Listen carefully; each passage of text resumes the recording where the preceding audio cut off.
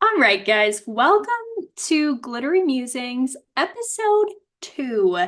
Today we're going through chapters 4 to 7 in both Twilight and Midnight Sun. Um, yeah, and there is a lot to go over this chapter. Vampires, werewolves, love interests, oh my. So, yeah, and considering we spent an hour and a half talking about the chapters last week, I think we just need to jump right in. Let's do it. Also, just quick, it's 5 through 7, Midnight Sun. We read chapter 4 last week, but Right, right, right, right, right. yeah, just so people Yeah. aren't like, Thank you. what's Thank you. going on? Yes. But Yes. yes, let's go. Correct. Let's jump into it. Okay, so uh Twilight chapter 4 is what we'll start off discussing. So the big plot points from the chapter were basically in this chapter covering the whole next month in Forks, both from the perspective of Bella in this chapter and Edward in Midnight Sun.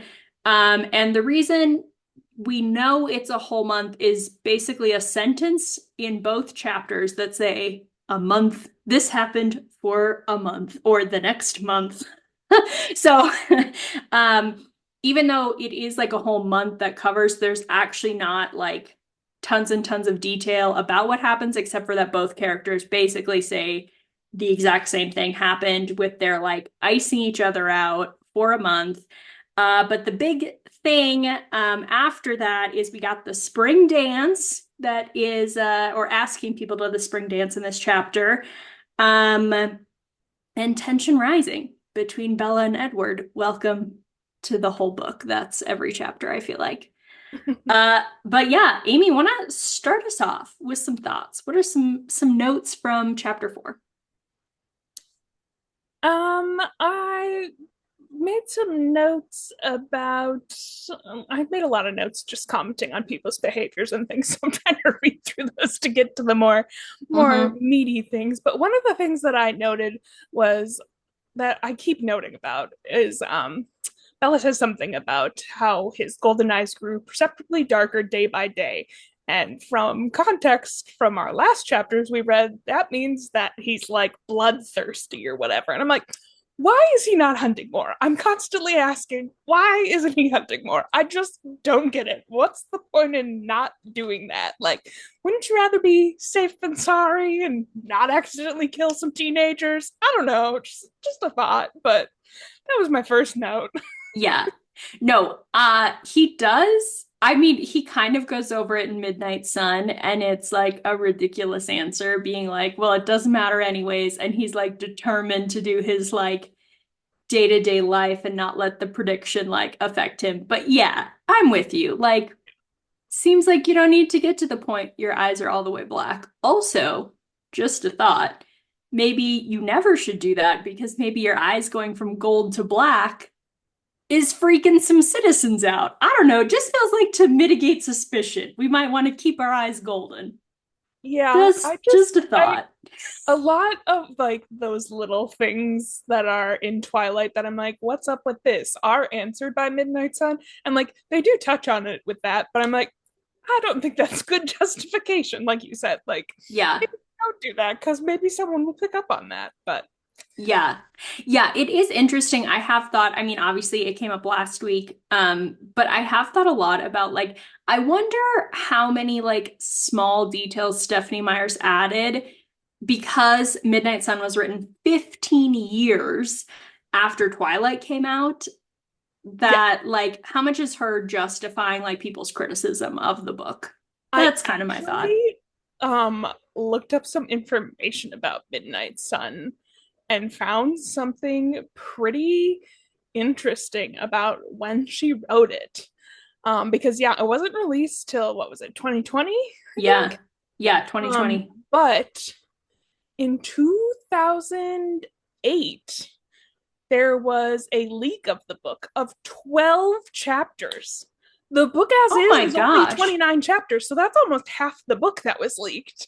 Huh. So she has been working on it a very long time. And I don't know, that just surprised me like that she was doing it at the same time. I thought it was a more after the fact thing, but I was really Yeah. surprised to learn that. And then she like put it aside for a while after it was leaked. And yeah, and then I also learned in this little research I did there are two more books that are going to be released in the Twilight series, but she said that it would be a very long time before we get them and was like a Midnight Sun type timeline. So, 2035, we might have some new Twilight. Wow. But Well, this podcast is gonna have a lot of content we have to cover to make it till 2025 when we can read this book, guys. that's true. Yeah, but I thought that was crazy that she Yeah. had written it so long ago. That just surprised me a bit, but I guess it makes sense. But Yeah. I do. I mean, that is really interesting, but also it makes sense to me that she would write it while she was like so entrenched in the mindset of the characters. Like, it's hard for me. I have not really ever written fiction, but it's hard for me to imagine like to jump back into that headspace 15 years later. Obviously, not a full 15 because publishing dates and blah, blah, blah, blah, blah. But like, still, like, that seems really challenging. yeah, So, and something I found interesting in the like article or Q&A that I was reading was her talking about, so obviously she didn't write it all then, but she wrote a good chunk of it, but she talked about how it was really difficult for her to do the two POV kind of thing and that it wasn't something she would do again because it's really difficult to not be able to change anything that's happened. Like she has to keep the same dialogue and use mm, relatively the same people's reactions. Obviously, you can interpret people's reactions differently, but like it was really difficult to not be able to change anything from what it was when it was Twilight that was released. So, yeah, yeah, that makes sense. Hmm. Interesting. yeah. Interesting. Well, yeah, I do have more thoughts on the reaction thing, that'll come up in my notes for Midnight Sun. But since we're talking about Twilight for this Twilight chapter 4, um, my first note while you're still picking what you want to highlight from yours, Amy, uh, was mostly just interesting to be like, you so clearly get the impression from Bella's perspective that Edward is doing absolutely everything in his power to go against Alice's vision. And like, again, I'm still asking why. Like, why is it obviously he doesn't want to kill her, but why is he like even being like, well, I'm going to prove Alice wrong that I can like make it without her, right? Because he's like he's gone from not only like I don't want her to die and I don't want her to become a vampire. And so like totally then like he barely accepted that maybe Alice is right and he loves her, and instead it's like jumped all the way, seemingly, I mean, not overnight because it's been a month, but he's like determined, like, no, I'm stronger than Alice thought. I'm gonna just stay out of her life 100%. And that's really the vibes you're getting, which just again makes me be like, why are you fighting it so hard? I just don't get it, Yeah, except I for the not definitely wanting to had, kill her. yeah, I had the same kind of question and was like, I feel like it's making it more obvious that something's up because we're also dealing with like the aftermath of the car accident kind of thing, and she's Yeah. suspicious of him, and he's deciding to give her the silent treatment, and I'm like, I don't know if that's the best solution to that problem. For a Like, month. How is that even yeah, possible? They're lab partners and they yeah, haven't I know. I also spoken. had that thought. They haven't looked at each other in a month. Like, Also, I haven't like read this book in oh my gosh, like 16 years. That's crazy to think about. But I've watched the movie a fair amount, and I did not remember it being this long. And in the movie, it really isn't shown as being that yeah. long. And they don't. He doesn't really give her the silent treatment. He like avoids her or whatever. But that's crazy for a whole month that this just went on. And if I was Bella, I'd be freaking out. Like, what is happening? Like, who Yeah. is this man? But Yeah. yeah, Mm-hmm. Mm-hmm. Uh, yeah. Yeah. I don't know if you have any more notes you want to talk about in that scene specifically, or like that, like the around the month silent treatment. My next note is about people starting to ask each other to dance. yeah, I don't have much on the Yeah. rest of that. I have a lot Yeah. of comments on Mike and Jessica and Tyler and all that. Great. Great. Let's frickin' jump in. The Another great teenage example drama. of high schoolers are the worst. I don't think I mentioned this last podcast, but I had the like a note in my when I was reading that was like reading minds would be like the worst power to have in a high school cafeteria. I cannot imagine. Literally. And that this is again, one of my notes from last week, when we were talking about kind of the differences between Rhys Sand, who is known for mind reading in A Court of Thorns and Roses, and Edward, but being like, it's so interesting that for Edward, it's like everyone's stream of conscious all the time. He can't tune it out, he can't turn it off. Like, that is I cannot another imagine. level versus like trying to, and he can obviously like, kind of like funnel it in on certain people, but yeah, very, very interesting and a different, much less desirable trait, Yeah. to say the least. Yeah, I don't think I'd want any of their powers. Him or Alice. I nope, I'd rather not know. Ugh. I don't know. I always say mind reading's like the top of my list, and then I said that in front of a psychologist and a therapist, and then they like acted like that was a huge red flag that I wanted to read people's minds. So I don't know. I don't know anymore. But that's what I always said was my number I one thought you were gonna superpower. say you might not want that they thought that you might not want to know what's going inside people's heads since they Well, probably yeah, have I mean feelings. that was part of it. They were like, that's crazy. I don't know Yeah. why you would want that. But yeah. hmm Um, yeah, let's start off. First person in the spring dance drama is Jess asks Mike to the dance. Drama, drama. He's the worst and says maybe. Annoying because Classic he's into Mike. Bella. Because he's into Bella. Classic Mike. Ugh. I wasn't even that annoyed with Mike in the Twilight chapter, but then in Midnight Sun, where then you're like hearing all his thoughts. Ugh, the Yeah. worst. I The kept taking notes. I'm like, worst. I wonder what's going through his mind right now. I bet it's not good. True. True, true. Um, oh, here's my specific note. Jess asks Mike to the dance. Or no, it's Jess wants Mike. Mike wants Bella. Bella wants a bookstore. A tale as old as time. That's funny. Yeah. Mm-hmm. Mm-hmm. I have a Yeah. note. I think it was during this. I just have a little excerpt from it that is Bella saying, I suspected that Jessica enjoyed my inexplicable popularity more than my actual company. I think that's when Jessica was trying to Mm. convince her that she should go to the dance. And my comment was Yes. just, Jessica is the worst. She's Mm-hmm. just the worst. She's the worst. She's really the worst. I really don't like her at all. I also was reflecting a lot in this chapter about, we talked about last episode how like Bella moved to this small town and was the new girl, and it was really similar to me moving to a small town that was the same size as Bella's high school. Um, and I was thinking about how much different I feel like my life would be if I had like fallen into the popular crowd. But then also I was like, I would never have stayed with like the cool popular kids because I still would have done like debate and theater and they would have left me behind. But anyways, just interesting. And it comes up, I think it's in this chapter, or no, maybe it's in Edward's chapter where they're talking about like all the different like oh yeah, yeah, it's in Midnight Sun where Bella's like you get a little glimpse into all these ways she's helping kind of these misfit kids and standing up for people.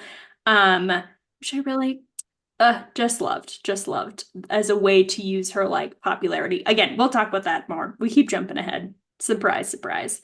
Um, That's what happens yeah. when you binge read all the chapters in one day, like we both did. Yep, true. True, I did. Um, Yeah, I also thought it was really interesting that Edward was so intrigued by her saying no to Mike in the Twilight chapter. That was one of my big notes, like his interest, yeah, and engaging with that. Yeah. hmm and then yeah, I'm looking at Bella convinces Edward regrets saving her. And yeah, yeah, this whole scene. So interesting. I actually liked it more, I think, from Bella's perspective, this specific scene that I did from Edward's, because his like some of his like bafflement at her reactions doesn't always work for me. But for Bella's perspective here, I just thought, yeah, it was so interesting. Um, how much he's pissed by the idea that, like, even though he's literally iced her out for months, then the idea that she thinks he regrets saving her is like makes him so mad. And I just like felt it viscerally when then she's like pissed and she grabs her books and she like goes to leave dramatically, but then like trips and drops them all and then like just stares. Like, because I can like feel that of like you thought you're leaving so dramatically, having this big exit in this like moment. You got the last word, but then you trip and you just stare at all the stuff you dropped because now you awkwardly have just undercut yourself and have to like pick up all this stuff. I was like, that was like so well written in how painful it was to read that like Yeah, little tiny excerpt there. yeah, I agree. Ugh, yeah. Yeah, okay. Tell me some of your notes on this chapter. I feel like I'm just like going through, beat bopping through mine. I have a note. I can't remember exactly where this falls, if it's after the moment you just talked about or not, but it's where Bella says that I couldn't allow him to have this level of influence over me. It was pathetic, more than pathetic. It was unhealthy. And I'm like, that really stood out to me because I feel like that's kind of a side you don't see that in the movie. Yeah. And that she's aware of that it's unhealthy. And I'm like, that's good that you're aware of that. Like, I feel like in the movie she comes across as more of, like a lovesick teenager, which I mean she is in the book also, but she's like being able to see her thoughts behind things. You see her as more three-dimensional and like being aware of what was happening. And I don't know, she comes across as smarter in the books for me. Yes, I think so much smarter, Yeah. which I really like. Bella is not my favorite protagonist by far from a lot of different series, but I like her significantly more in the books than Yeah. I do in the movie. Yeah, I Yeah, agree. she just seems a little like dopier and dumber in the movies. Yeah. Yeah. Sorry, Kristen. Um, Okay, and then the book ends, or the chapter, not the book, the chapter ends with a dramatic turn of events. Edward asked her to go to Seattle. Ah, how much were you? I like, again, didn't remember that happened. I was so excited. I squealed Yeah. in real life. Well, I also am like, this is not what happened in the movie. I don't remember what happens with this because she doesn't, her excuse is in Seattle. Her excuse is she's going to visit her mom in Jacksonville. Oh, So yeah. I'm like, do they go to Seattle? I think they do, but I don't remember. Like, I don't remember any of the details around it. So I'm excited. I'm Yeah. like, I don't know what's gonna happen next, which is kind of fun. So Yeah, I feel like they do not go to Seattle actually. no, okay, Also, but I don't remember. I don't really remember, but I don't think they do. And if they do, Charlie Swan is a negligent father because her truck would obviously be there and being like, I'm chill with her like going to Seattle with Edward Cullen. Like, I don't know. I well, don't I know. don't It know. just Like, seems, I mean, I wouldn't say that it makes him necessarily a negligent father because I mean, it's not until like the next weekend that they're talking about doing it, and I think it's like a 3-hour drive from Forks. You could potentially do that in a day, like yeah. No, you're right. You're right. You're right. I don't know why I was thinking like they're doing like a multi-day trip. yeah, yeah. Yeah. Like I No, get, you're right. It's yeah, just a long, yeah. yeah. What we'll do for some We'll books, see what you happens. know? Though. I Yeah. genuinely remember what does because I'm wondering. Well, you haven't watched the movies since they came out, so you might not remember Nope. about when they go to Port Angeles is where they go in the movies. Mm, nope. And I was curious if that was replaced Seattle in the book, but I don't know. So Yeah. And that would make sense, I mean, because it's closer to them in Forks. So, yeah. Yeah. So Anyways, we'll see what happens. Anyway, yeah, yeah. Okay, Midnight Sun plot same as Twilight chapter 4, except for we're seeing it from Edward's point of view, and there's a lot more conflict. Like Edward is feeling very conflicted over Bella I did for find the it whole thing. funny. I kind of looked up to see if there was little synopses of the chapters so that we could read those. And I couldn't find ones that were great, but I found this website for Midnight Sun little summaries. And I really enjoyed chapter 5 summary. It says, Edward gets into cardio. His Bella obsession continues and he is therefore tormented. He goes into full creeper mode. That's it. It does True. start so That's so kind of accurate. but So accurate. yeah, yeah. Oh, yeah. So, Yeah, it starts with him being like so determined again that he's going to change the future. He's just trying to avoid Bella at all costs. This leads to a lot of pent-up frustration, which he takes out in the form of running halfway to Seattle every day, which I looked up on Google Maps what that would be. And if you were walking, Google Maps estimates that that would take you 28.5 hours to walk as a human that far. So he's just running that as a little after school cross and country meet and I think with in the just middle himself. of between Seattle and Forks is Olympia National Park. So he's just like running through national parks with some mountains casually. Like, What a time. What a yeah, time. yeah. Mm.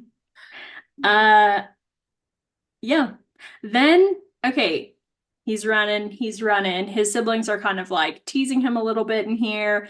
And he's thinking about Alice's vision and how easy, I specifically noted this, how easy it would be for him to fall in love with Bella, which I thought was really interesting. Like all of a sudden he's coming to this conclusion of he's been putting in so much effort to avoid her, and then it's like like a light switch flips and it occurs to him like what would it be like if I actually loved her? Like the Yeah. like reverse of this and how easy that would be, which we see this happen again later in the section we read also when it occurs to him that maybe Bella is into him, which again is hilarious. This has not occurred to him yet. Little insane. Yeah. Yeah, I Uh also had notes about Alice and her visions, and there's a line saying that Alice said that he wouldn't be strong enough to stay away from her, and that he was mhm. going to prove her wrong. And I'm like, ah, this explains why he was trying to be so distant for that month. He just wanted to be right. Yeah. Literally just trying to prove his sister wrong, you Mm-hmm. know? Mm-hmm. Um, I yeah. also had a note about Alice's visions, and I would just hate to have her power. I mean, at least some of the time in certain instances, because I feel like I would constantly be second guessing everything that I was doing to see if they were or weren't like the right thing to do in order for that thing to happen or not happen, you know? Like, Mm-hmm. I would just be questioning everything all the time, and it would just Yeah. like change all the time. And yeah. Yeah. Yeah. No, it like all to have it constantly be changing. I also wonder if Alice's power are is like Edward's, where it's just like constantly like, is she visualizing these in the back of her mind all the time as things are changing? It seems more like it's when she's like thinking about it, like when Yeah, she's seeking it out. I did notice something. It was in last week's reading. It was something I don't remember exactly what the scenario was, but Edward went and like listened to her thoughts. It was some I think he was out in the parking lot and she was in school. Um, and he was listening to her thoughts to see if she was having a vision about it. And it said that she was so focused and worried about Jasper that it wasn't even on her mind. So she didn't have any visions. She was just thinking about Right. Jasper. So I thought that was interesting because Yeah. that isn't something you really figure out in the movie, so I didn't remember that. And actually, I don't even know if we Yeah, figure out in the original saga since it's from Edward's perspective. I don't know if that's something that we really knew about Alice's power or not. So right. Okay, and then I obviously could be misremembering, but I almost feel like, is she like the kind of thing where she's like in the movies where she's walking and all of a sudden she like has a vision, like it's like interrupting her? Like, I feel like it is almost played more as like she's not seeking it out, but they like come at her.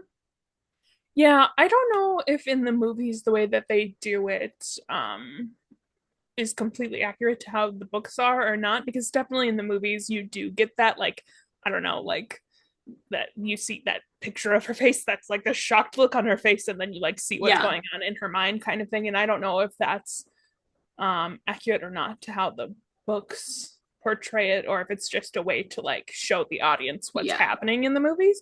So I don't really know what yeah, what yeah. happens. Hmm. We'll make Yeah, note yeah. moving forward. Um, okay, now Edward, has decided, wow, what a concept. Maybe I could love Bella.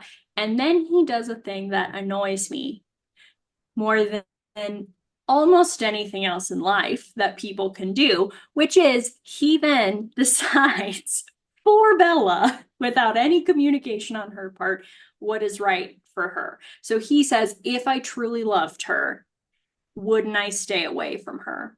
Isn't that what's most loving to her? Which, it doesn't even have to like be a trope in books. It doesn't have to be men versus women. Like anyone, anytime that you assume another person's beliefs or wants or ideas without consulting them and then make a decision, like you monitor or censor or change your course of action because you're just trying to think ahead to what's best for this other person, annoys the crap out of me. One of my biggest pet peeves in life, much less in this book. So, not I was not pleased with Edward in this chapter specifically. Yeah. Not I about it. keep finding myself being like, Edward, you're such a dummy. Why are you doing this? And then I'm like, oh, I kind of get where you're coming from. Oh, why would you do it like this? Like, I find myself constantly going back and forth between what if I'm agreeing or disagreeing with Edward. And yeah, I found myself doing that, especially a lot in these couple chapters, especially this chapter, honestly. Because once we get to the end of this chapter, I'm like, what are you doing, man? I know it gets We'll get there.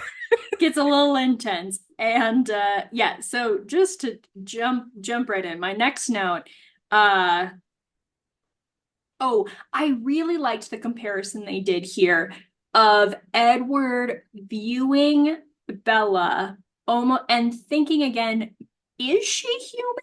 Like, and realizing how much that she is basically like she's giving just people answers they want to hear, not like maybe her actual thoughts. Like he realizes she's really playing a part, right? Which makes sense because she is just so uncomfortable in this school and just trying to like keep her head down and like make it through high school, right? But he notices these behaviors and then thinks how much she is like his family, right? Which also then, we get into, I mean, even more in a different way, but then the irony about like her being nauseous with blood and things like that. Like very interesting, very interesting.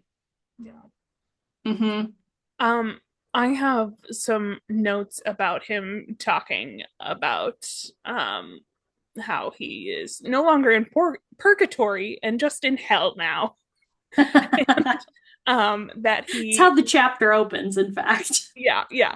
And he lumps his torments into four different categories. And he first says the first two were familiar, they were her scent and her silence. And then he says, or rather, to take responsibility on myself where it belonged, my thirst and curiosity. And I'm like, I feel like that really shows how much Edward dislikes being a vampire by like taking ownership of that and like it being kind of these like monster qualities, like I, Yeah. I kept making notes throughout these chapters about how he really sees himself as a monster. And I don't think that the other Cullens necessarily do see themselves that way. Maybe some of them, Right. like maybe Rosalie, because she talks about, or they talk about how she wants to be human or whatever later on. But um yeah, I think it just shows how much he hates being a vampire. And I'm like, I feel like this, well, I noted this a lot also.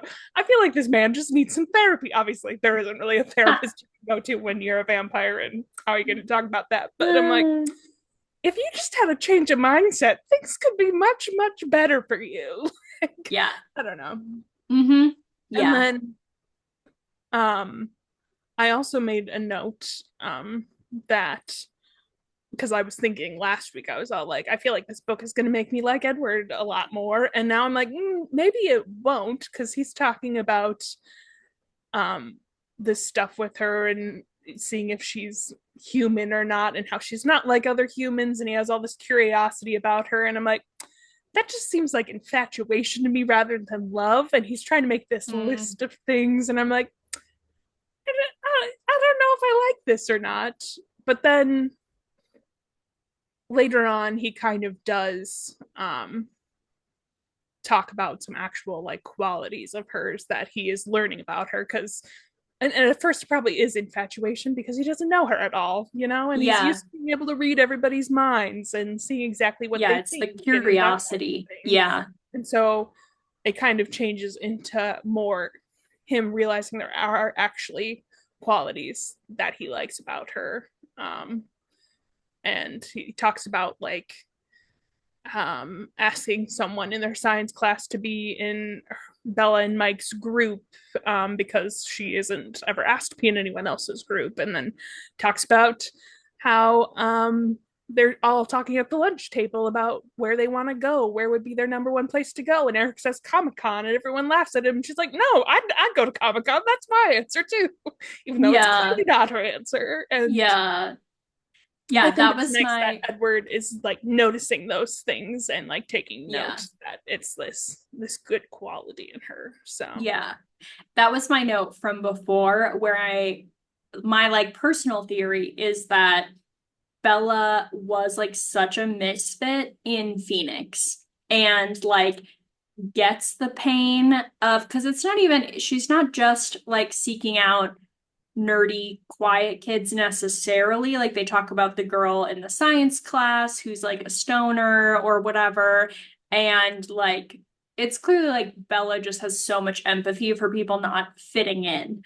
yeah, Yeah. And so my theory being that she didn't fit in Phoenix, and now it's like weird for her that she fits in here basically only because she's new. And it's actually like uncomfortable. So she's just trying to like stand up for other people. It also goes along with the like parentification that we talked about last week of like her feeling like she needs to take care of everybody. yeah, yeah. Mm-hmm. I also totally misread like the reason that she was asking that girl to be in their group in science, because that was the first example that they kind of give in the chapter of it. And I was like, Edward, you're so dumb. She's obviously asking her to be in the group because she doesn't want to be alone with Mike. But that was not what it was. So Yeah. That's so funny, but true, true. I also think she didn't want to be alone with Mike. I do think that may have played into it, but was not Mm-hmm. the only reason. So Yeah. Mm-hmm. Okay, the other thing I want to talk about with Edward noticing all these things is the general like trope of women authors writing male characters that people are obsessed with in the romantasy space.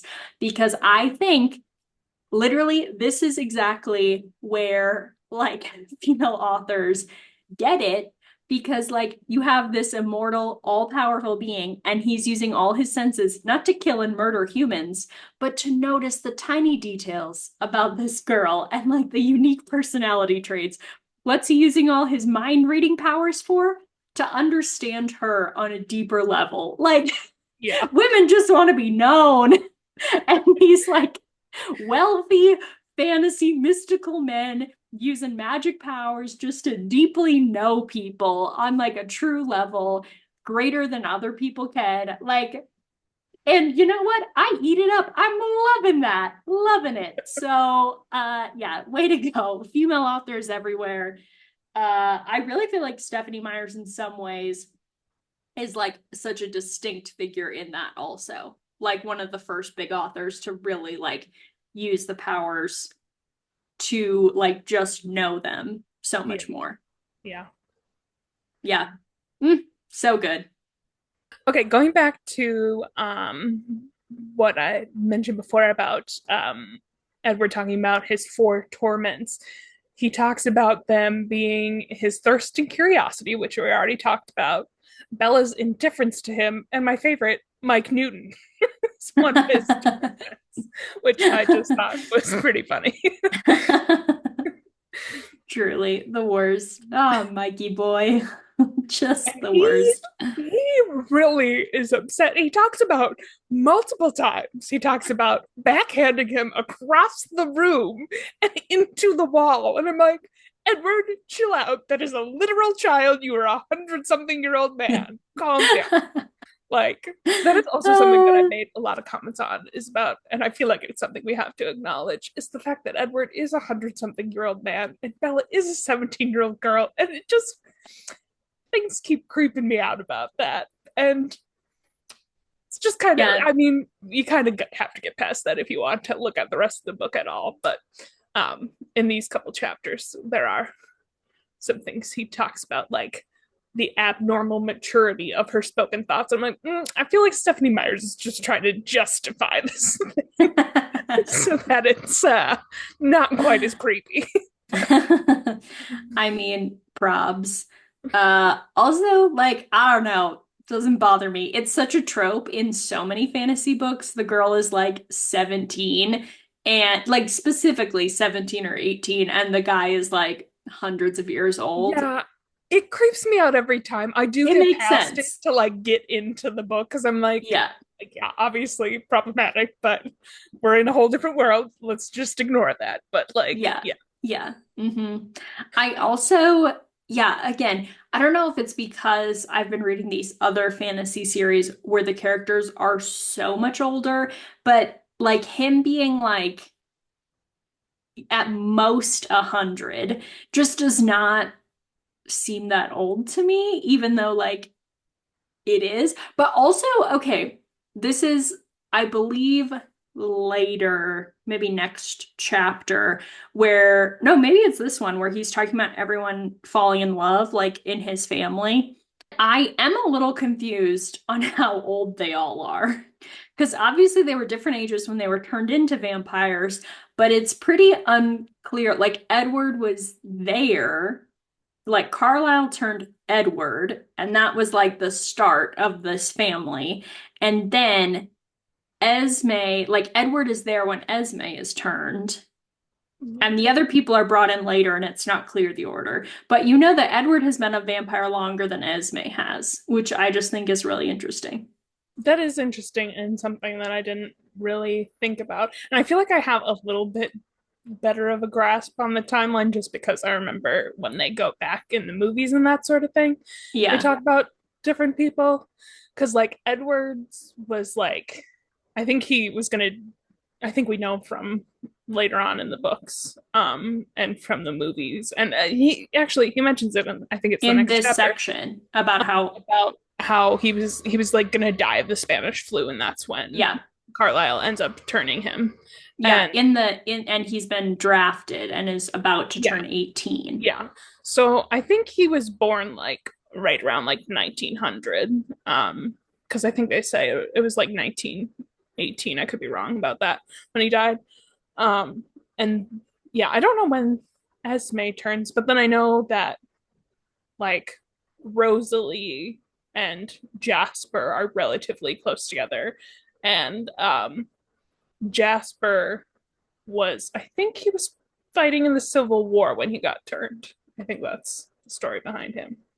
Okay. I think we'll get more into that. I think it's in this Yeah. book. Maybe it's a new moon that we learn more about that. I don't know. Yeah. Yeah. Um, yeah. Also, I mean, more things there, but also Rosalie's age. Like it sounds like she comes into the family before Emmett, which is different Yeah, than what I that's had thought yeah. also. Yeah, So I guess I did have that mixed up also. Yeah. Anyway. yeah. Yeah, interesting. To jump back in because things are about to get real creepy in Midnight Sun. Edward running around the forest like we said, and all of a sudden he gets hella paranoid and is thinking about all the ways Bella can die and how she's so fragile and earthquakes and all the things that can ail a human and all these things. And he has to see her. He starts by running to her house, scales the house to look in the window, and then eventually sees her basically mouthing some things in her sleep and is like, finally, a chance to read her mind because she's unconscious and won't know I'm here listening. So he cracks open the window and climbs on in. What? Yeah, Edward is really, really creepy in this moment, and he's just convinced a meteor is gonna hit her out of nowhere, and Yeah, and that that makes sense. he has to be there to save her. Yeah, Yeah. So so friggin' creepy. And then he goes from creepy to a little spooky and starts laying out all the family crimes like a corrupt mob boss. yeah, I like how he is seemingly trying to justify, like, oh, I can commit this one little misdemeanor because look at all these other crimes I've committed. And I'm like, okay, so you recognize that is creepy because he says something about like how was I any better than some sick peeping tom, and I'm like, okay, if you Yeah. recognize that, maybe you should leave. Yeah. No, he The just justifies it paranoia. by listing all the other crimes they've done so that they can have medical degrees and get into high school and all kinds of things. Maybe he ran through like a weed farm and has a contact high, and that's why he's so paranoid because Yeah, yeah, there we go. he's not This is acting the Pacific rationally. Northwest after all, so Yeah, absolutely. yeah. Uh, yeah. Yep. And my next note is literally super creepy. Don't like that. Don't like that, Edward. So, and so and then freaky. he also tries to like say she would never know I'd be here. I only wanted to be certain that she was safe. And I'm like, she could wake up at any moment. You can't read her thoughts, so you don't know when that's gonna happen. Yeah. So there's that. Yeah. And And then, he nearly does get caught. Like he yeah, thinks he does. Because she says Edward. yeah. And then he admits that he was curious about what she was gonna say in her sleep. And it's like, so you're not just there for her safety. You No. want to know what's going on. Like, yeah. Yeah. Again, the insane curiosity he has is what is driving a decent amount of this relationship at this point. Um, but this is where it turns. And what a twist in a way that only I think really only fantasy books can do to take an ultimate creepy moment of a 100-year-old man breaking into a 17-year-old girl's room to watch her sleep and turn it into the start of a love story where by the end of the chapter you're still like, oh my gosh, 100-year-old man. Yeah. At least to me, because right, we see the start of this transition as Edward is, as he's going, and like all of a sudden he's looking at her and he's like, why did I just think she was plain before? Like, how could I have ever thought that? And realizing like how beautiful she is and how much he's like in love with her, basically, by the end of this. Yeah. Um, I do have a note here is the most highlighted part of any of the chapters that we read for this week. Mm-hmm. Um, and I was a little surprised that it was in Midnight Sun because I the last one was in Twilight and I was kind of expecting them all to be in Twilight because I feel like Twilight's more red, but I don't know if that's true. Um, Mm. but it was um My life was an unending, unchanging midnight. It must, by necessity, always be midnight for me. So, how was it possible that the sun was rising now in the middle of my midnight? Which I think pretty obviously that that was highlighted because that's why it's It's called the Midnight title. Sun. Yeah. Yep. Uh, yeah, and Edward really takes us on a journey here then in this section, right? Where he's like, "Oh my gosh, how did I ever not think she was so beautiful?" To then the fear that she might not ever love him back, and he's really spiraling again. Again, going to my theory that maybe he has a contact high and ran through some weed farm. Like he is so Like that's what you think paranoid. the vampire when they don't have blood, you know? Mm. Anyway, whole other tangent. We'll be researching further. Can vampires get high? Regardless if he is or is not under the influence, he's so paranoid. He's so paranoid that like he's finally decided that he is in love with her. He's finally accepted it in this moment, and then uh, like the absolute terror that she's not going to love him back, which again hadn't occurred to you, you dummy. But it's short-lived because then Bella says, Edward, and please stay in her sleep. So he thinks at first he's been caught. Turns out she's having a dream asking him to stay. And the revelation that Bella is not having a nightmare, but in fact, like wants him to be with her, moves him so dramatically that he's like, that's it, me and this girl forever. Mm-hmm. Peace out, Girl Scout. Yeah. Full obsession from here on out. Yeah, it was quite the like flip of a switch. And I did Mm-hmm. make note because I was wondering earlier about like how he ends up like controlling himself around her, like if we'll get that perspective. And he kind of talks about in this chapter about how he couldn't feel the monster anymore. And I'm like, okay, so maybe he really doesn't do anything to control it anymore. And it just happens as soon as he decides he's in love with her. Like, that's it. Like, Okay, I do feel like it's in part though, like, because the other thing that happens, the chapter ends with him like, it literally says breathing and plotting, which again is so creepy, but in a romantic way, where is it? and he's like breathing in her scent, like forcing his body to stay locked with the idea that he's like, okay, this is it. I'm in love with her. I'm going to spend time with her. I have to figure this out. And so he intentionally is trying to get himself used to the pain of like her scent and then plotting what he's going to do.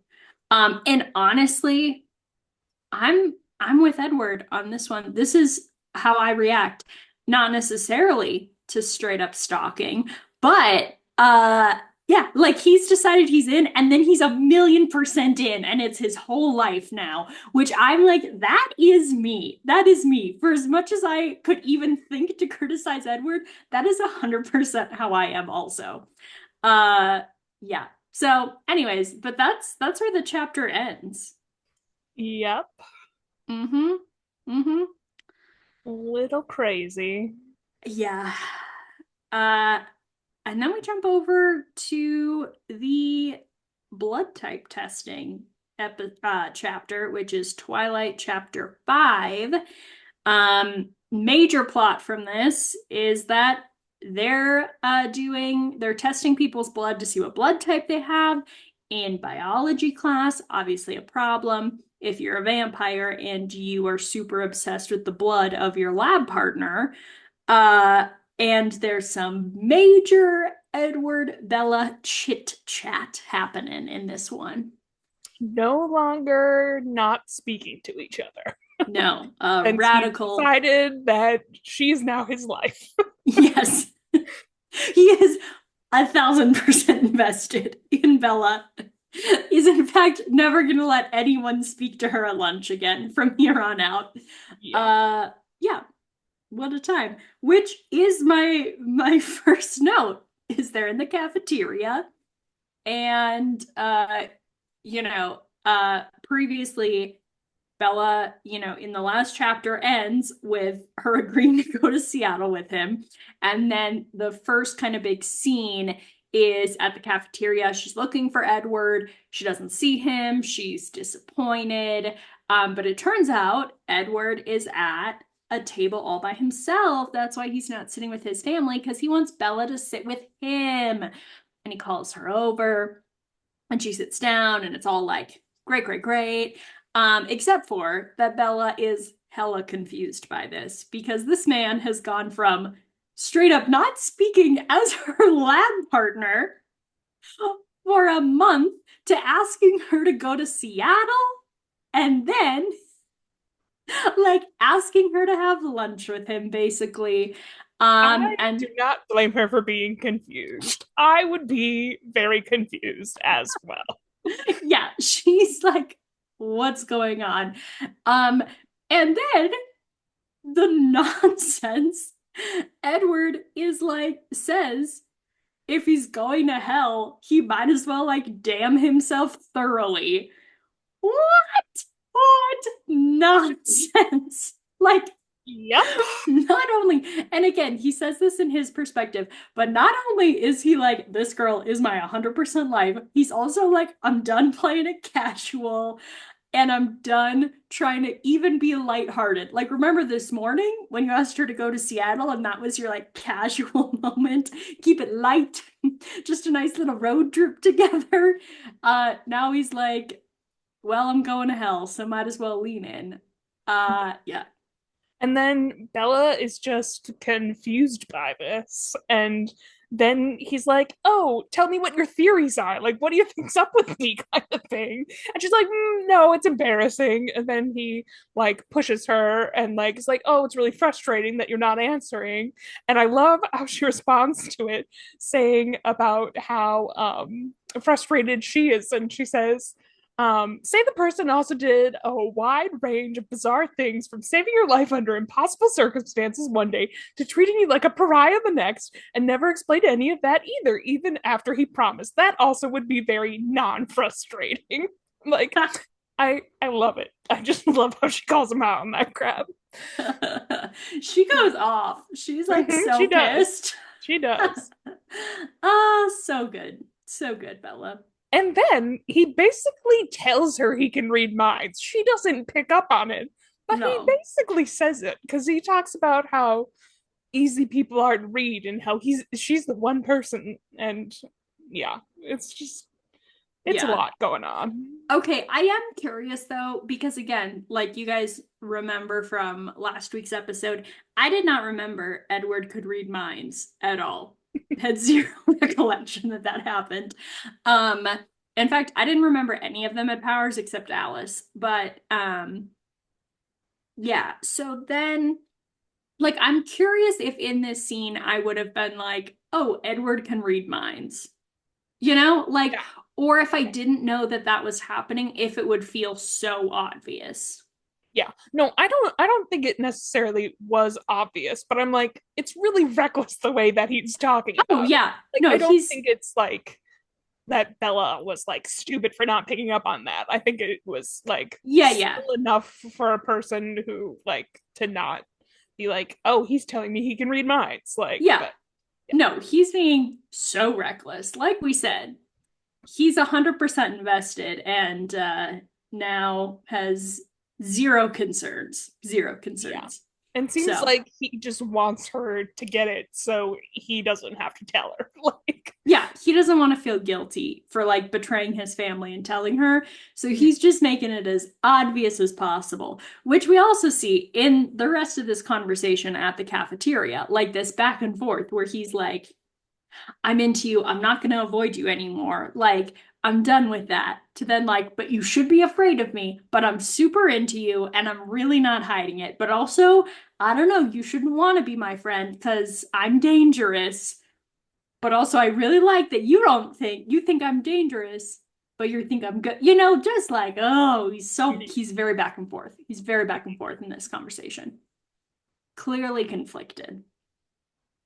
Mm, mm, mm, mm. Specifically the line where Edward says, what if I'm the bad guy was a little too on the nose for me. Even for how sporadic he's been, it was a little much, I thought. That Yeah. line specifically is what got me.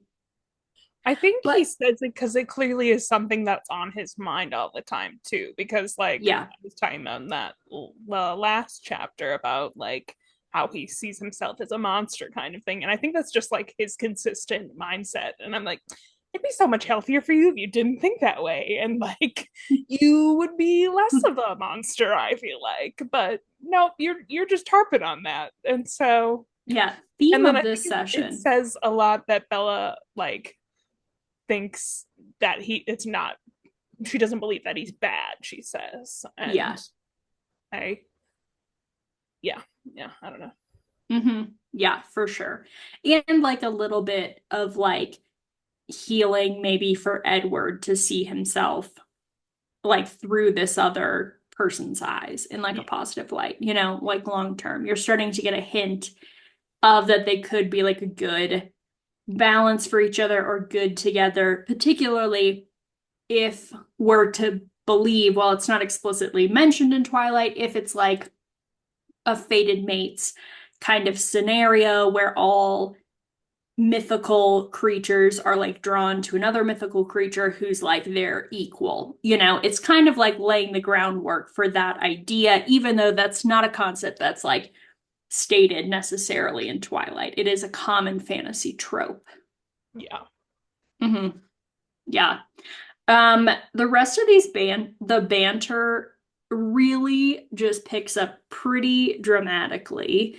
Uh, from here on out, I really thought their interactions between Edward and Bella, and I was like, at the end of this chapter, left with the feeling of like, ugh, I get it. I get why these blew up and became so big. I get why I was obsessed with them then. Like, I stand by 13-year-old Callie.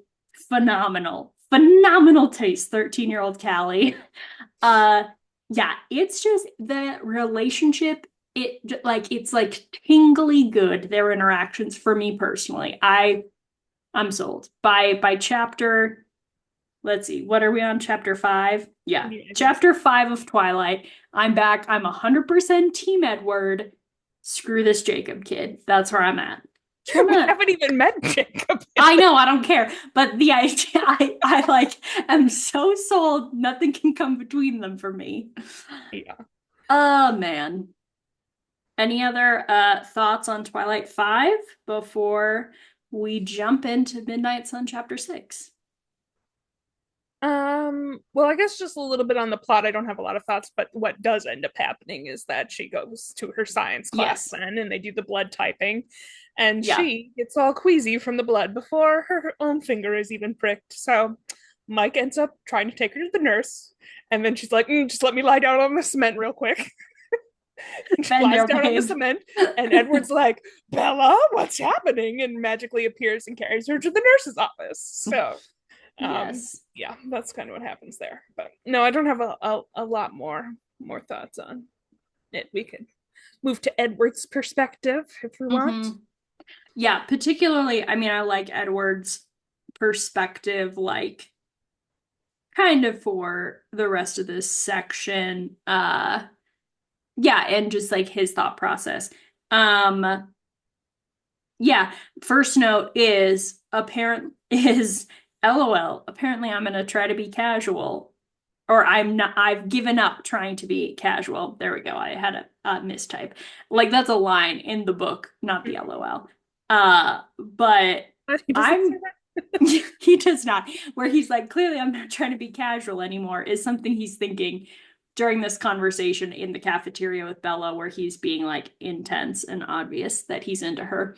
Um, and then my comment was like, you think? But then also I was like, LOL, that's me. Funny. I So I was also just had vibing. a note of something he said during this conversation, and I think it was when he was waiting to hear what she thought, like what theories she thought about what he might be.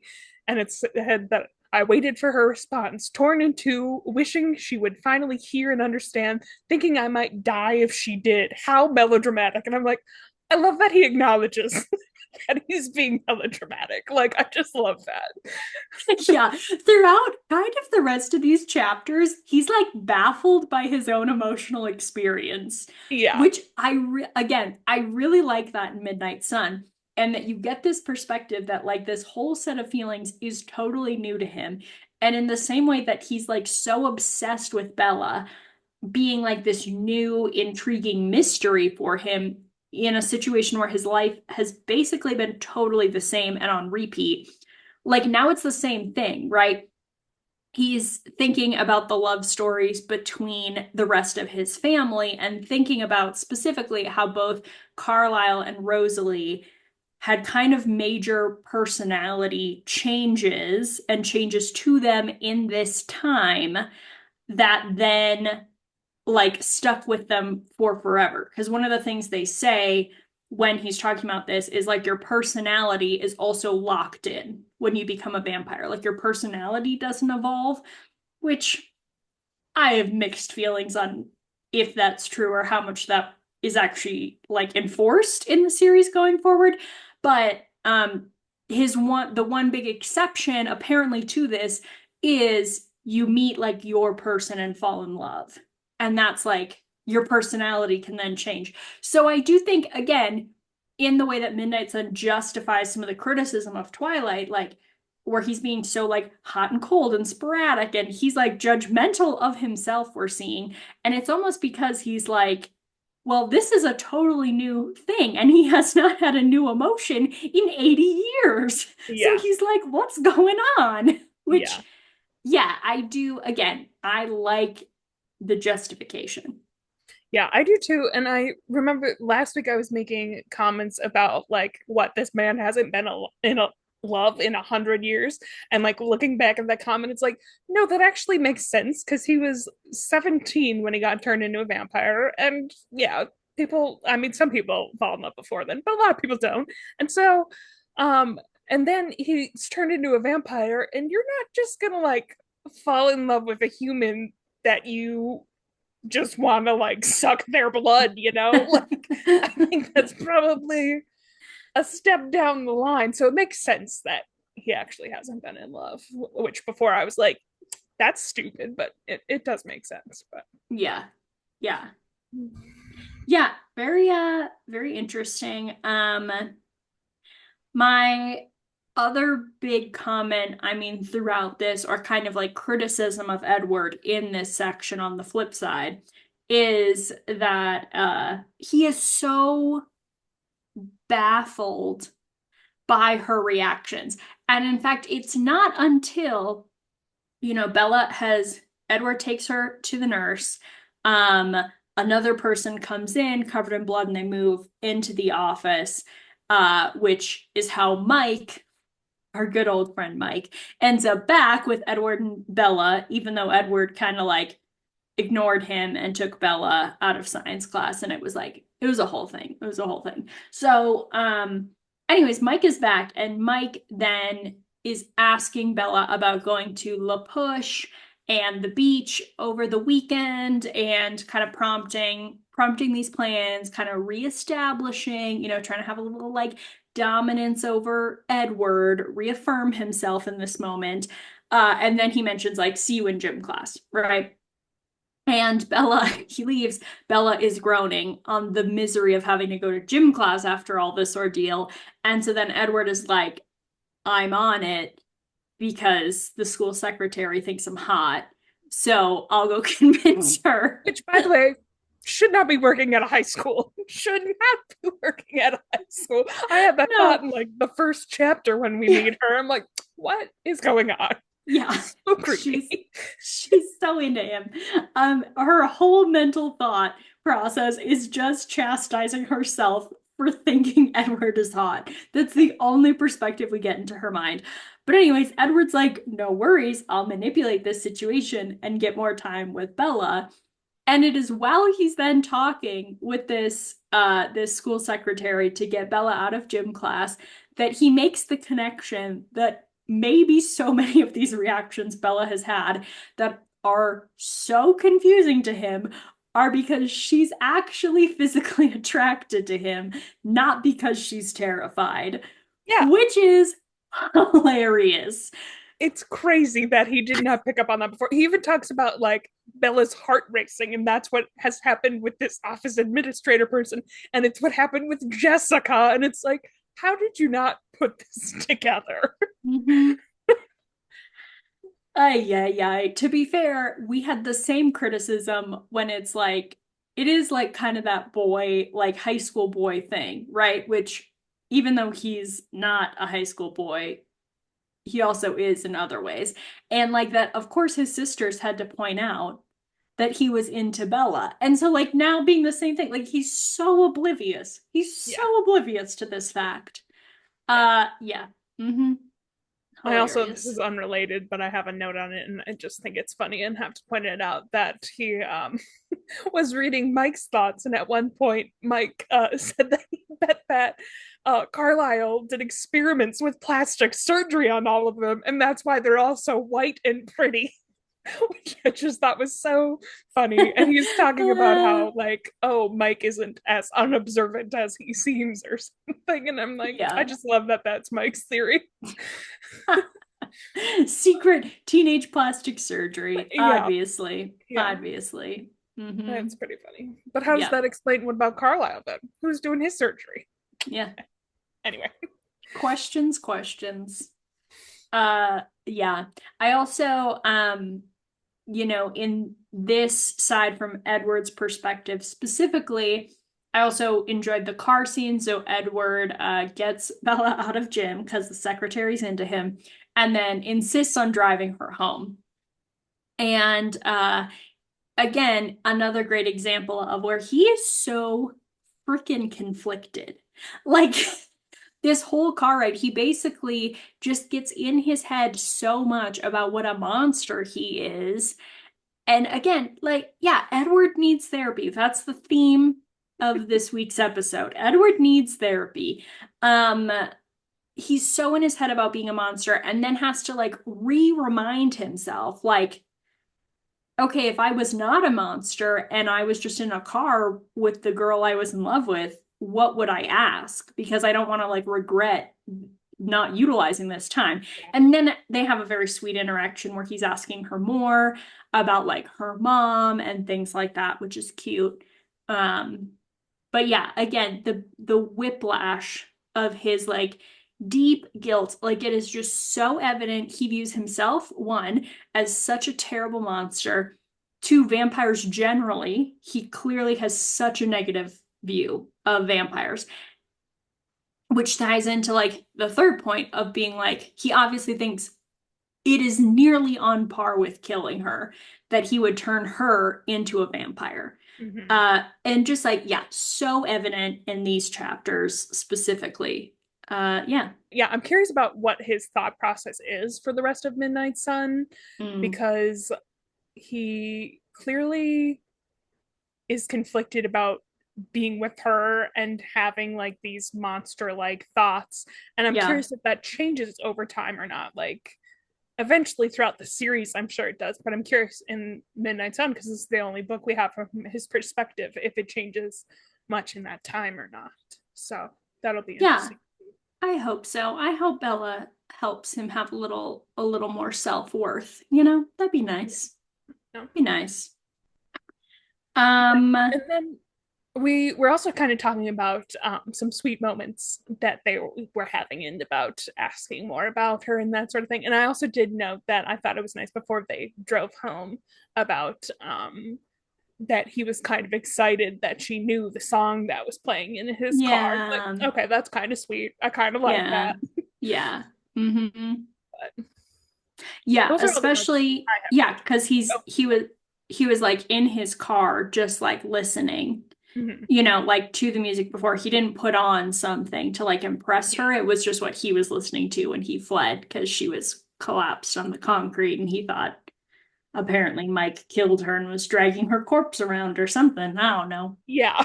Which I'm like, you thought Mike just like killed her in science class? All right. Lots of comments about how he would avenge Bella and kill Mike. Yeah. What a Don't you think surprise. Alice might have a vision about that? Yeah. Something might have happened. There might be some cop cars, Oh, something else. oh, Mikey boy. What a Uh, what a time. Okay, and then we stay in Midnight Sun for the next chapter, not switching to Twilight, and start to get a little bit of a view of the Cullens' home life again, which I really love. I really like all these scenes where he's with his family and getting like a glimpse into all their personalities and stuff like that. Obviously, that becomes more and more throughout the books. They become bigger and bigger characters as the series continues.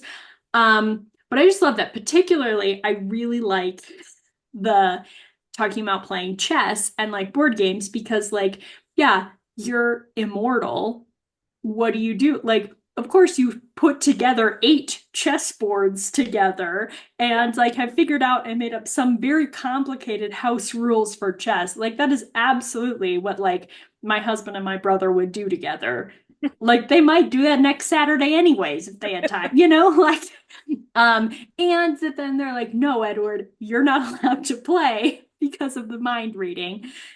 Like it's just again, I think Stephanie Myers does a good job writing like genuine sibling reactions between like these very distinct, different, like immortal characters. So yeah, Yeah, I do find it really interesting how their family seems like a real family, because totally. especially when we do learn that like Edward was turned first, well, Carlisle and then Edward, but like I wouldn't expect that there would be that dynamic, that Yeah, it's that not like Carlisle and Esme would seem like the yeah, parents and that yeah, I don't know.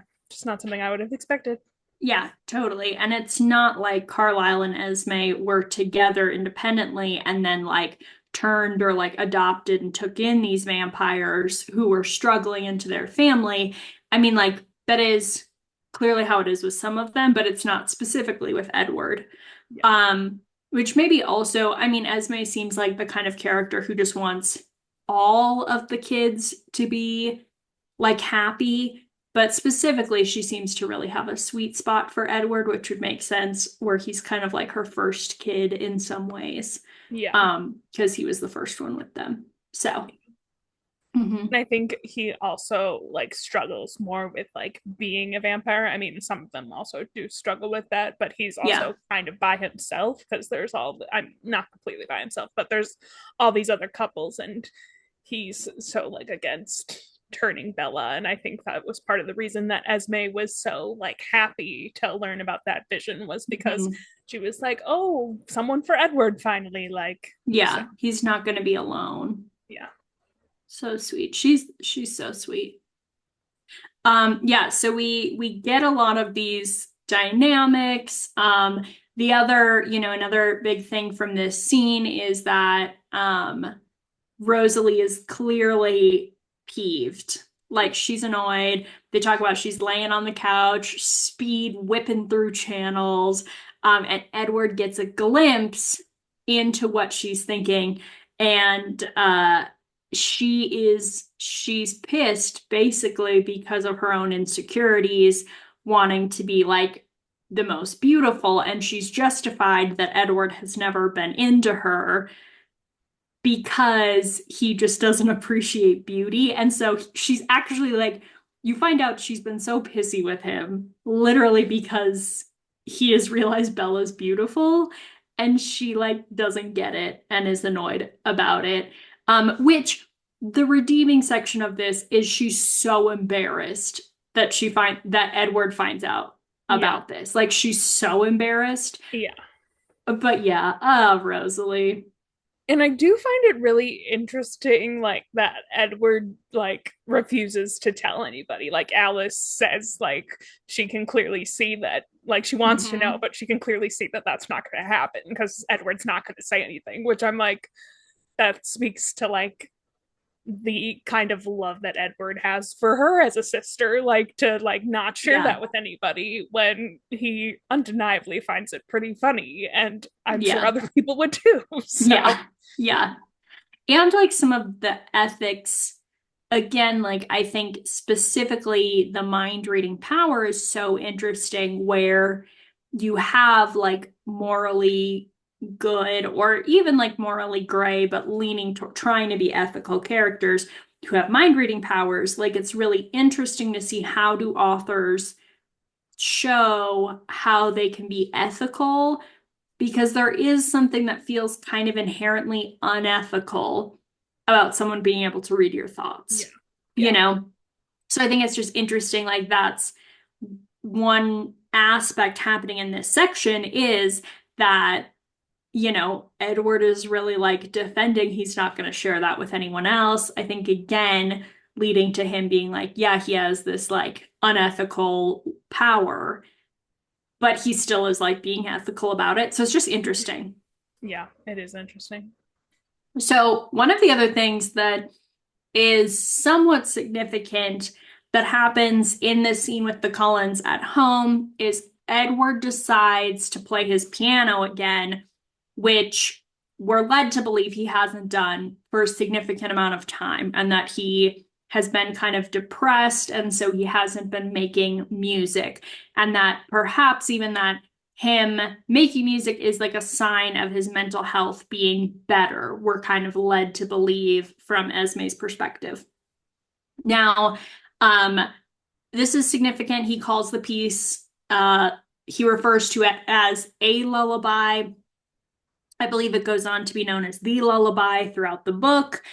And it is like just a pretty significant moment. And he's kind of composing this song that I think we're kind of led to believe in this chapter, but it's confirmed more uh, later on, like, is about him and Bella. The story Okay. of him and Bella is this, like, him composing, and he gets to the end, like, he's composing as he's going, and Alice is there, and Esme is there, and he gets to this place where the melody really shifts, and it's kind of this sign that inevitably, like, him and Bella are only going to lead to destruction and like sorrow in some ways.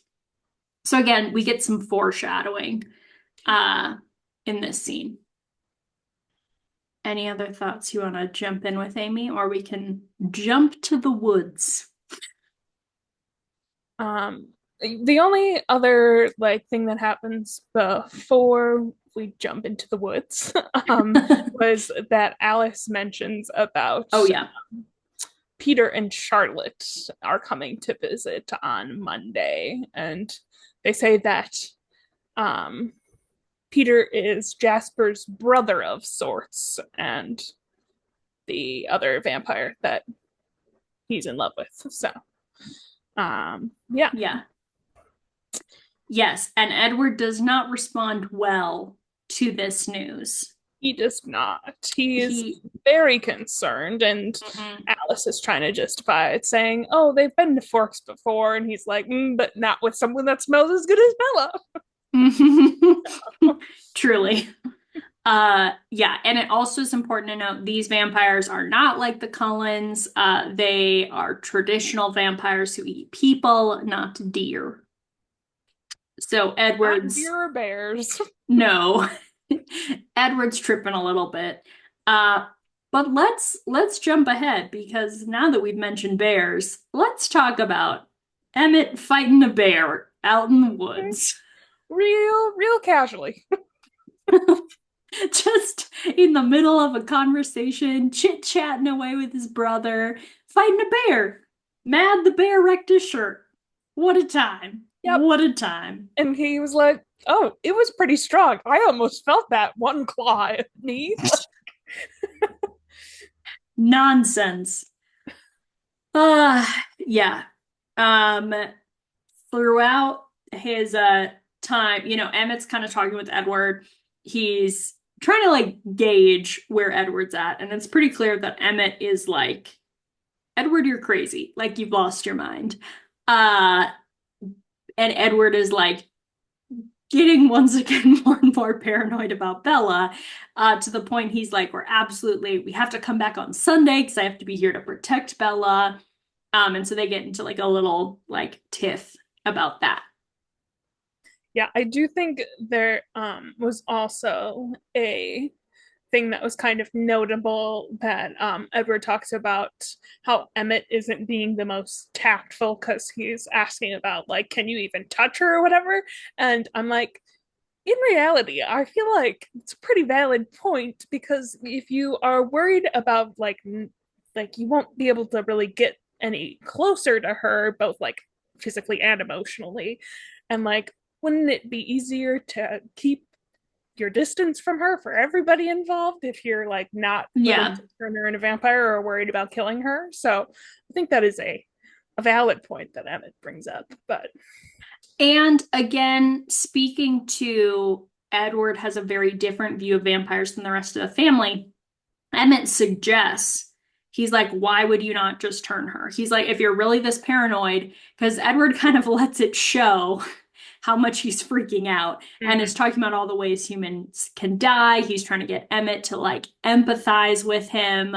Um, and Emmett is like, what is the big deal? Turn her into a vampire, and then none of these things can hurt her anymore. And Edward is like, hard no. And so that's when Emmett then is like, okay, so what's up? Because, like, you can't get closer to her. Like, this is a human. Like, he's baffled by the idea that Edward wants to be with her and wants to keep her human.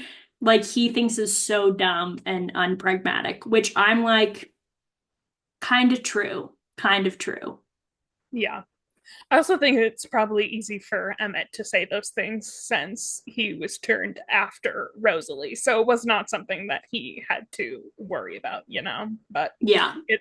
also what he's saying is valid. But Yeah. Well, and uh, is it true, like, that Emmett was already a vampire? Like, yeah, I don't actually they know. were I think it seems like because Emmett's telling stories before he was with the Cullens, and Yeah, he joined the Cullens when right when he saw Rosalie. yeah, They were in love, we know from this section. We know he's like done a lot of murdering traditional vampire stuff before this. And Rosalie makes fun of Edward from last week's section about, obviously, like, of course Edward would fall in love with someone that's true. who wasn't a vampire. And then Jasper and Alice both were also vampires. So I think Carlisle wasn't in love with Esme when she was a human, but Esme was in love with Carlisle as a human. Yeah. Wait, so do we know that I know Jasper was already a vampire when he like joined the Cullens. Alice also was. Do we know that? I guess we don't explicitly know that, but we know But she they was don't talk about there. turning her or anything. So, okay. Mm-mm. Yeah. Yeah. Also, something that we kind of rushed over that was more about their background stories, but was talking about how Alice and Jasper like became a couple and how crazy that is that she just had a vision that she was going to be so in love with this person. Callie's having all the emotions right now. But I was like, I love this. yeah, how crazy would that be? And it's the same thing like with her wanting to be friends with Bella, like to just like know you're gonna have these feelings for this person, but like you've never met them and know nothing about them. Like that's crazy. Yes. They literally talk about how she had seen like decades, centuries of their life together, all these visions. So then when she saw Jasper, she was like, you're my person. And then because Jasper's power is being able to feel other people's emotions, he was so overwhelmed by how much love she had for him that they Good thing were he just has that like power, otherwise he'd be like, wow, this creeped is out. crazy. Yeah, Yeah. which again, to me, I feel like implies that within the vampire community, there is kind of like a fated mate destiny situation of people who are like compatible or like equal good matches for each other together. I do think it's interesting because I might be making this up, but I don't think I am. I think it's said later on about how like not all vampires have power and it's kind of like a rare gift. So it's interesting that all these people who have these powers like found each other and became this like family or became couples and like I don't know. Yeah. That's interesting. Yeah. And all the kids do. Do we know at I don't this think point? Rosalie does. Oh, right, right, Yeah. right. And Carlisle and Esme do not either, I don't think correct? so, unless maybe part of Carlisle's is like his control, but I don't think it's ever Yeah, explicitly stated that they have any right. powers. They make it seem more like it's because he's been practicing his control for Yeah, like hundreds and hundreds of yeah, years. yeah, Hmm. Yeah, very interesting. yeah. Okay, other thoughts or summaries of this next section of our paths and Emmett, Edward and Emmett out together. Yeah, any Um, other thoughts for you? I'm looking through my no, notes if that there's that was pretty anything. much all I had. The next Yeah. couple of things that I have are after. Okay, great. So they leave. They leave. Edward, Yeah, surprise, surprise, Edward needs to check on Bella. classic. Lay your thoughts on us, Amy. Most of my notes that I took on this, I'm like, what happened? Like, I'm trying to remember what happens. Like, because he's talking about like her having, was it a scrape on her knee or something? Like Yes. Or wondering on about her hand. her hand. That's what it is. Yeah. And he thinks it's possible she like fell or something. And I'm Hmm. trying to just remember what happened over the weekend for Bella, which I'm sure we'll get in the next chapter. I know Yeah. he goes to the beach. I'm pretty Yeah. sure she meets Jacob there. I know in the movie that Jacob's there. I'm pretty sure Yeah, also she does. is when she meets Jacob. And I'm trying to remember. I kind of think Jacob tells her something about like the lore of the Cullens. Like I think it's mentioned. And I could be wrong, but I think at this point Bella has an idea that he might be a vampire. But I might be wrong. That might not happen till later. I don't Yes, know. that is. Yeah, that's what happens. Okay. Because we read through that, right? I read through that in Twilight. No. This is our last chapter for this week. Great news, I'm ahead, guys. Okay, so Amy texted me this morning, guys, and let me know to stop watching the movie earlier than the timestamp that is on Instagram, which if you haven't watched the movie yet for this section, I stop will at. I will update the Instagram. I was planning on doing Okay. it later today. So Okay, great. the Instagram will have accurate timestamps. So Okay, yes. So she tells me, but then I kept reading in Twilight and was like, wait, but this is all the La Bush scenes. Anyway, so great.